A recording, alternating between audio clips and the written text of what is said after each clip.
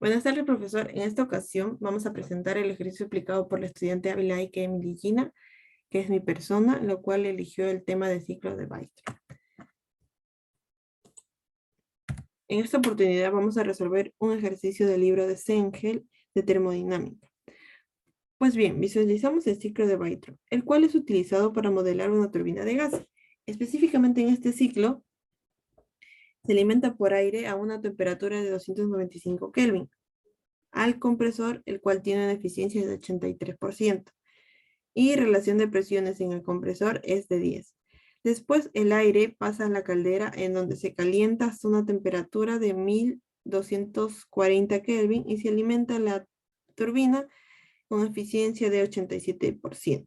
Vamos a considerar que los intercambiadores de calor, es decir, la caldera y el enfriador, operan a presión constante. Lo que nos están preguntando en el problema es la temperatura del aire a la salida de la turbina, el trabajo que se desarrolla en la turbina, el trabajo que consume el compresor, así como el calor que se suministra en la caldera y el calor que se retira en el enfriador.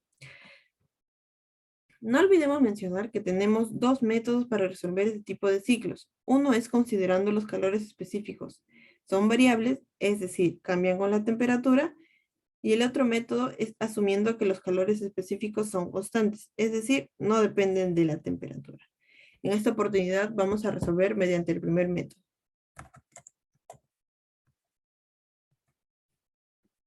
Tenemos la temperatura del aire a la entrada del compresor y tenemos la relación de presiones en el compresor, que es la presión de salida del aire en el compresor entre la presión de entrada del aire en el compresor. Con el dato de la temperatura nos iremos a la tabla del libro, en donde podemos encontrar datos termodinámicos para el aire, y ahí leeremos la entalpía y la presión relativa. Necesitamos las entalpías de los 4 puntos del ciclo para así poder resolver los balances de energía. Ahora vamos a asumir que el proceso del compresor se da a entropía constante. Esta ecuación es válida para entropía constante y además asumiendo que es un gas ideal y que tenemos calores específicos variables. Como ya tenemos la relación de las presiones, que vale 10, y la presión relativa 1, podemos despejar y calcular la presión relativa número 2. En la misma tabla con este valor de presión relativa se puede visualizar y leer la entalpía y la temperatura. Recordar que estos datos que estamos viendo se obtienen considerando la entropía es constante. Pues bien, vamos a corregir estos datos a través de la eficiencia. La eficiencia del compresor se definirá como el cambio de entalpía, considerando un proceso de entropía constante entre el cambio de la entalpía para el proceso real. Ya que hemos visto cuánto es el valor de H2S y H1, así podremos despejar H2, que sería la entalpía del aire a la salida del compresor. Vamos a utilizar exactamente el mismo procedimiento para la turbina. Entonces nos vamos al punto 3, donde la temperatura del aire al entrar en la turbina es de 1240 Kelvin. Y con eso veremos la entalpía y la presión relativa. Suponemos una vez más que el proceso se da a una entropía constante. Y ahí podemos despejar la presión relativa 4. La única diferencia con la ecuación primera presentada es que en lugar de tener directamente la relación de presiones, que es 10, se tendrá el inverso de la relación de presiones de acuerdo a la igualdad, ya que estamos considerando que la presión es constante en los intercambiadores de calor. Con el dato calculado de la presión relativa 4, podemos ver que H4 y T4 serían la entropía constante.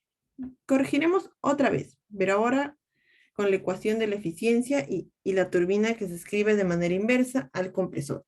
Entonces va a ser delta H real entre delta H, entropía constante, y de aquí se despeja H4, que sería la entropía del aire real, a la salida de la turbina. Con este valor real ya se puede obtener la temperatura real del aire. Ya teniendo todas las entalpías, podemos hacer el balance de energía para la turbina, para el compresor y para cada uno de los intercambiadores de calor. Vamos a empezar por la turbina. Estamos asumiendo que la turbina opere en un proceso adiabático. Entonces, Q valdrá 0. Estamos despreciando el cambio de energía potencial y el cambio de energía cinética. Por lo tanto, nos queda que el trabajo de la turbina es igual a delta H. Entonces, va a ser la entalpía a la salida de la turbina menos la entalpía a la entrada de la turbina. Y eso nos da menos 541.8 kilojoules entre kilogramos. El signo depende mucho de la convención que estemos utilizando. En lo particular, se usa que todo lo que entre en el sistema, sea calor o sea trabajo, es positivo.